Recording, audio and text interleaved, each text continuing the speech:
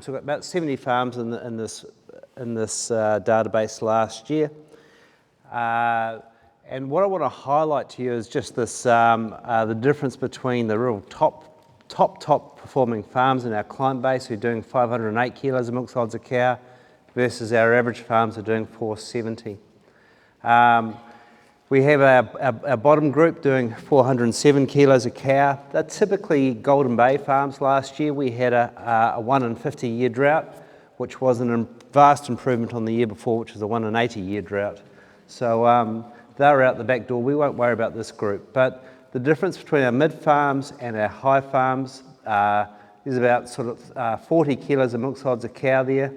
And our mid farms actually use a little bit more supplement than our top farms. And often they're neighbours. This is the lactation curves behind the data. So our top farms, unfortunately it's in grey on your printout, but our top farms, they get the cows to peak better. And then you can see our cows hold their curve for the balance of the year. So this is what Peter does really well at LEDF. We've got a peak at the moment, about 2.2, 2.3, bouncing there at the moment. That's why we're doing 500 kilos a cow, is about really getting these cows to peak over the last 8 weeks. And our mid farms are only peaking at about 2.05, 2.1. So peak really dictates how the season's going. And you can see most cows will follow a typical lactation curve for the season. And as I pointed out before, often these are neighbours, the green and the red farms. They're usually in the same district. But when we're analysing the data at the end of the year, this one was a bit of a clanger for me. So the average, the mid farms, their covers are starting not quite as high. They drop their cover too far to the point they're pinching cows in September. So right now, that's the reason why they're only peaking at 2.05, is that they are not fully feeding or have the pasture on hand to fully feed cows right when they need them to peak. They recovered their pasture last October. We actually had quite a run of dry nor'westers, if you recall, late November, early December, dropped their cover. Then they fed too much supplement through January, February, ended up with feed quality issues and dropped again in February. If you look at our top performing farms who are doing 500 kilos a cow, they managed to hold their cover after a big start. They held their cover at between 2250 and 2300 every week of the year, which is quite an impressive result. And that's one of the key aspects in terms of high-performing cow production on pasture, is actually really dialing it up and controlling your pasture, doing farm, regular weekly farm walks, and using some of the tools that are about to be presented to you to really control your pasture covers. And that's got big ramifications around feed quality and cow intakes as well. The other thing that these top farmers do, and I had a bit of a clang moment the other day when I was thinking about this, they use supplements to manage pasture. They don't use supplements to make milk. So there's quite a subtle difference here. Most farmers over the years have been using supplements to make milk. We're talking about response rates and marginal milk and all those sorts of good things as well. But what these top farmers are doing are using supplements to manage their pasture to stay right in that sweet spot of feed quality, round length of around 2250, 2300. And for me, that's been quite a paradigm shift in terms of how do we use supplements to do high per cow performance, and that's what these farmers have done really, really well. And a bit of a case study here is Joseph Williams. He's farming just with Mark and Penny Saunders out at Tinwaters in Westerfield there. So Joseph, he was on track to doing 515 kilos of milk solids a cow. There's a couple of spots in here for 42 days, 6 weeks, where he has turned the supplement feeding right off and cut it right out. So there in November, you can see his per cow production did take a bit of a check when he did that. That's run of nor'westers. Cover was under pressure, whacked the supplement back in, and then when we were growing adequate grass growth, spotted it in January again and cut the supplement right out. We don't need to have supplement in there for high performing cows, despite everyone's fear of pulling it out. And sure, he dropped a bit in November, although our feed quality did, but in January when he cut the supplement out, you can actually see the cows lifted back up. So just highlighting, what Joseph has done here is he's used supplements to manage pasture, not chasing per cow production. So it's quite a different paradigm. Poor bugger got absolutely spanked at the last minute. The farm got drilled with grass scrub and he had to dry off on the 15th of May. So he was on track for 5.15 a cow, but pulled up short. And yet again, average cover, this is out of Farmax. You can see he's kept his average cover there beautifully in that 2200, 2300 sweet spot for pasture quality. So really, weekly farm walks and using some of the technologies that we're about to see around really drilling into managing pasture really well and sorting and getting high per cow production. Thanks, Jeremy. I'm another thin-skinned North Islander, so don't hold that against me, will you? Thanks. I'd like to while I open up this presentation, I'd just make note my day job is actually as a dairy farm consultant based out of Masterton. I don't know how to write a single piece of code when it comes to a computer, so that's not my job. But the other part of what I've done is helped develop this computer program called Pasture Coach. Been around since 2000. It was a dream child of a Christmas day with my brother-in-law who does know how to write code, one of the partners in Pasture Coach, and we put that together, so we've been going for over 20 years now. Other partners in the audience, Evelyn Bass, who's also works with us on developing and keeping Pasture Coach relevant. Right, so that's the introductions. Very quickly, what I'm going to work through here is a little bit of background to Pasture Coach in terms of how it works. I'll keep that reasonably quick if I can. Then I'm just going to walk you through some of the tools that are basically in Pasture Coach and are there for decision support. And if I get it right, you'll find that most of those are very relevant for right now. So I'm hoping to kind of link that to what's going on in your world out there on farm today. Very quickly, what does Pasture Coach do? It is just about grass, all right? It's not about supplement. It's not about long-term decision stuff or feed budgeting. It's about short-term decision support. So we're very keep it simple about what we're about. It's the pasture cover wedge or the feed wedge is core to what this is all about, and you'll see examples of that in a moment. And we called it Pasture Coach quite deliberately because it's there as a catalyst, something to spur you and support you in your decision-making process. 3 access points to be using Pasture Coach. Primary access point is basically your desktop or your PC.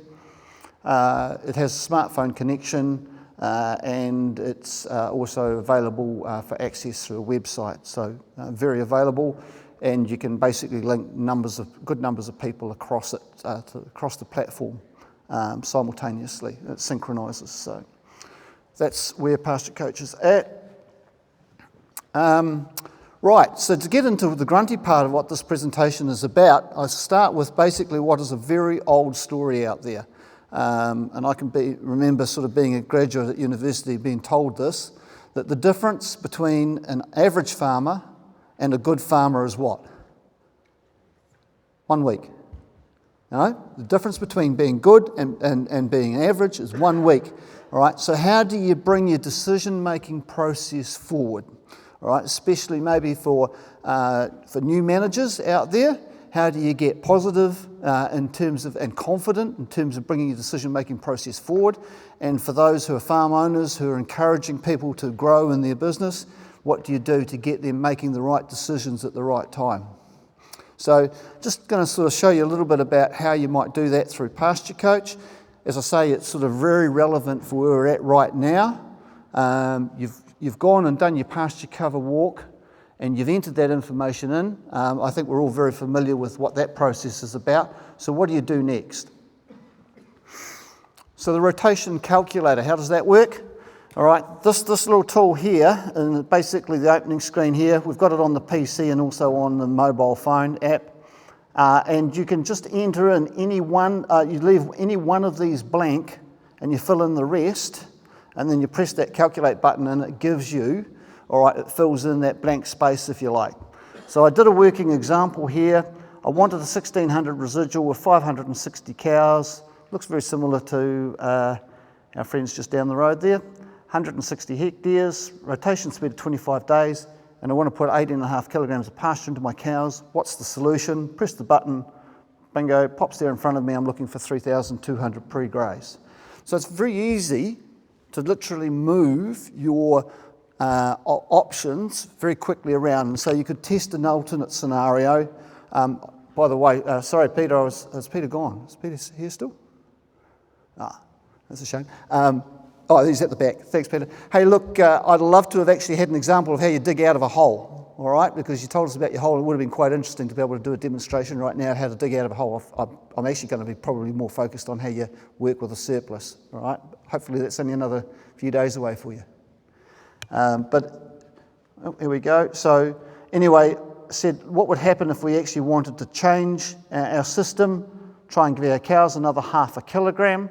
All right, and if we actually allowed the pre-grazing to be at 3,000, all right, we would need a 67 growth rate and a 21-day round to make that work. And for reasons we've just actually heard from the previous speaker, you might say, oh, I'm not quite so comfortable with that, particularly if I'm feeling like I'm in a bit of a hole. I might actually be better off just to sit tight on this. But you know, you see, you've got something to spur you on and to make you think about what decisions you're making. The other thing that we have here, so another one of the tools, is basically the ability to predict your feed wedge forward, all right? And we have a number of users of Pasture Coach that just get excited by the fact that after they've done a farm walk, they can go and now do the what if and see what happens, all right? So basically you've got your feed wedge here, and then you ask yourself some very simple questions. How many cows am I trying to feed? What am I trying to offer per cow?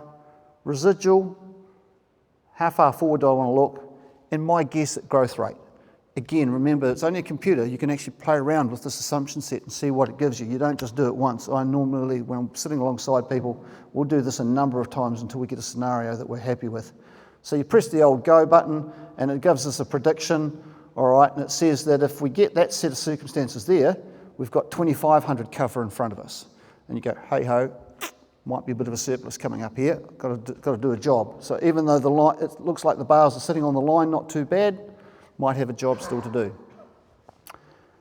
If we're getting really keen about using this tool and want to take it one step further, this is for your advanced users, you can actually ask the program, what would happen if I had maybe 4 different periods sitting in front of me? So you could be 4 different weekly periods, for example, and saying, what would happen if I had some different pasture growth rates, which is along here, all right? And I'm still trying to feed my cows the same amount of feed, weekly intervals.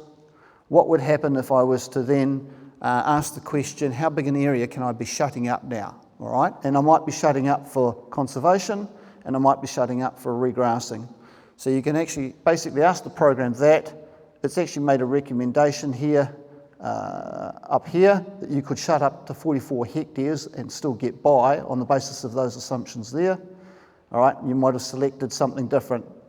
That's just the way that the program gives you an opportunity to test it. I'll keep moving quickly here, but I can always answer questions later about how that works. But anyway, the program here has now actually given us 4 basically consecutive week windows. So week 1, week 2, week 3, week 4. We can see that we've set a couple of paddocks aside for conservation. They're still in the system there, but when you get to week 3, they've been harvested and everything's back in the round.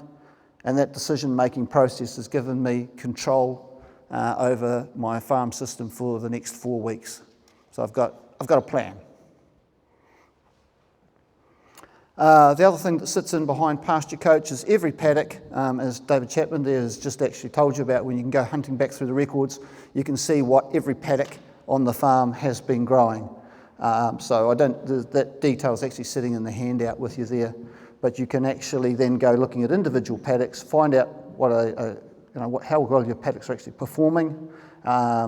So paddock S4, this has come out of Lincoln obviously, has grown 3 tonne year to date when I pushed the button for this presentation, and you can see how the paddock has performed historically. So that's actually your best paddock so far this season, Peter. So there we go, there's basically another tool there. When you want to know what paddocks you should be out there and pulling out and regrassing, you'd probably start looking down the bottom end of this list, the weakest paddocks for regrowth. I feel a bit bad getting up here actually and talking about an Irish product just after we've heard about a Kiwi one. So full disclosure, I don't own anything of AgriNet. I'm not a director or a shareholder in any way. We just use it in our business. I've used it for a number of years and find it very useful particularly for a multi-farm business like what we have.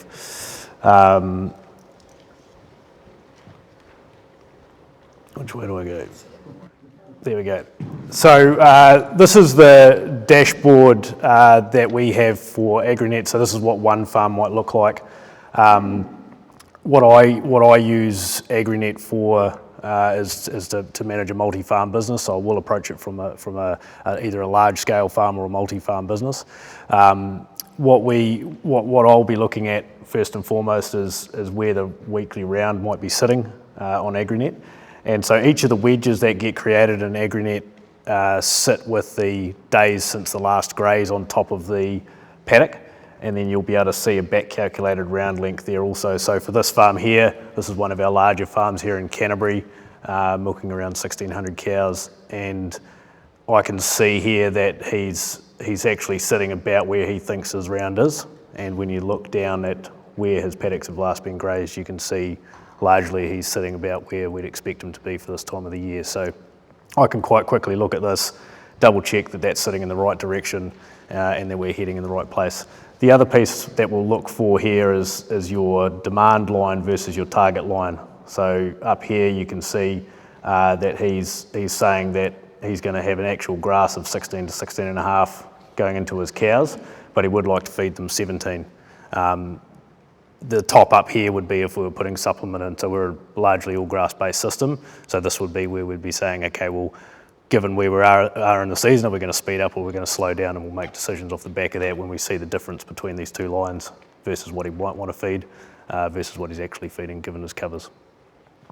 The other piece about AgriNet is it's got everything laid out quite nicely here. So you can see what his daily growth is since his last farm walk, the average cover, total area included in the farm, livestock per hectare, demand per hectare, and it flows down if you've got any areas out for silage or those sorts of things as well.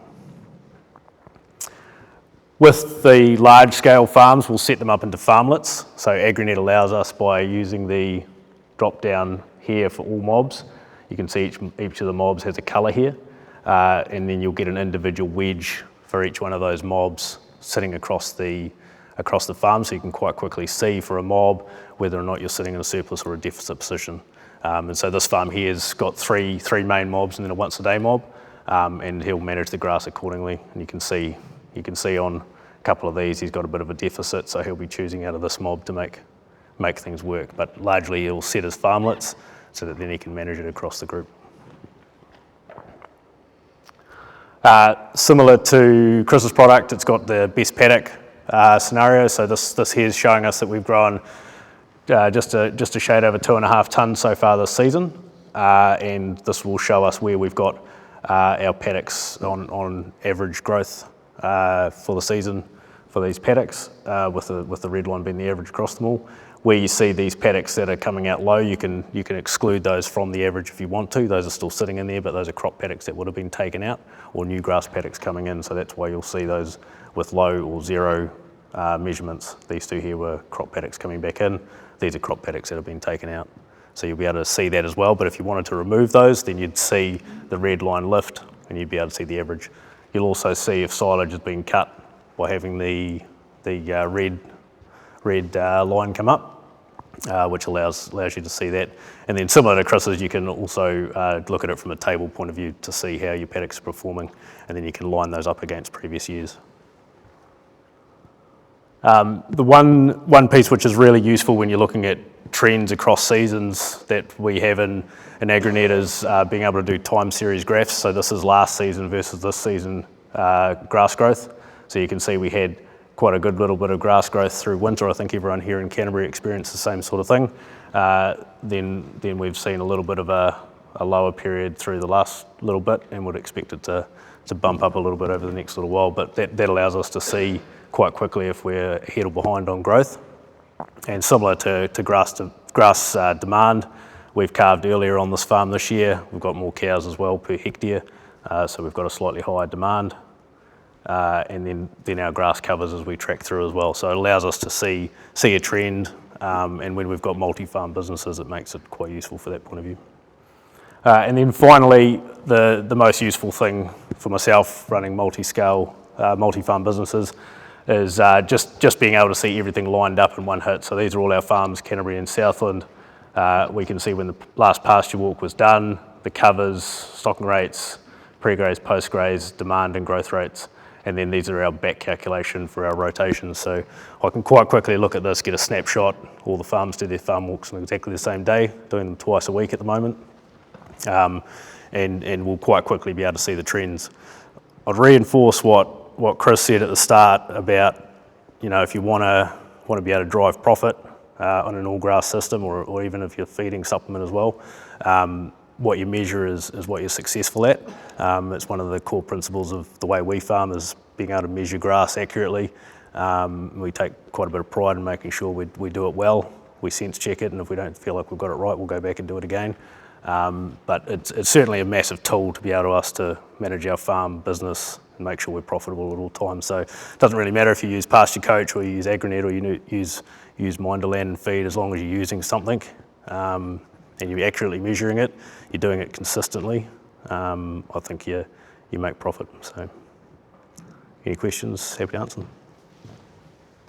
Probably have a couple of very practical ones. One, what's the cost of AgriNet, and you pay? Oh yeah, cost. So 114 euros. I think I just did the conversion just before when I saw Chris's numbers come up. So it's $201 at the moment, plus credit card fee. So Chris's is by far cheaper. Just back in New Zealand there. And probably the other question is probably for you, Chris, as well. In terms of the tool used to measure the grass, can you use anything, and is it automatically loaded into this program or even Pasture Coach, Chris? Do you want to answer that first? Very quickly, for Pasture Coach, there's only one tool that actually links directly into Pasture Coach, was the EC20. Otherwise, you're basically manually entering the numbers in.